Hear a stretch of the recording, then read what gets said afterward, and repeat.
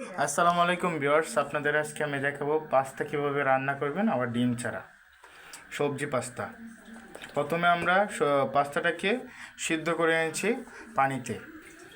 এখন আমরা একটা কড়াই বসিয়ে দিলাম, তাতে এখন তেল দিয়ে দিব পর্যাপ্ত পরিমাণের। এখন তেলটা গরম হয়ে গেছে, আমরা এখন তাতে দিয়ে দিব আদা আর রসুন কুচি। আপনারা হয়তো সবাই ভাবছেন আমি রান্নাটা করছি, কিন্তু আমি রান্নাটা করছি না, এই রান্নাটা করছে আমার বোন। এখন আমরা দিয়ে দিব পেঁয়াজ কুচি পর্যাপ্ত পরিমাণে। এগুলোকে ভালো করে ভেজে নেব। এখন কাঁচামরিচগুলো দিয়ে দিব। এখন আমরা দিয়ে দিয়েছি ফুলকপি আর আলু কুচি কুচি করে কেটে। এখন আমরা দিয়ে দিব হলুদ গুঁড়া পর্যাপ্ত পরিমাণে, আর দিয়ে দিচ্ছি পর্যাপ্ত পরিমাণে লবণ।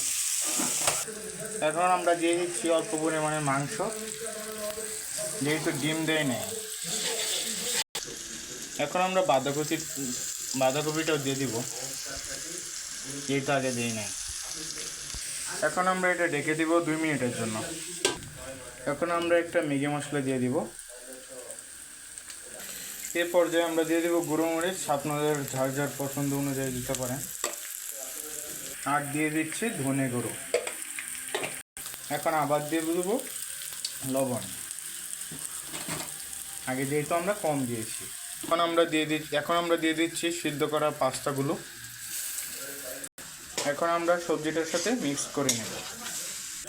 এখন হয়ে গেছে সুন্দর পাস্তা, সুস্বাদু পাস্তা। এখন খাবার পালা। আজকের মতো এখানেই বিদায় নিলাম।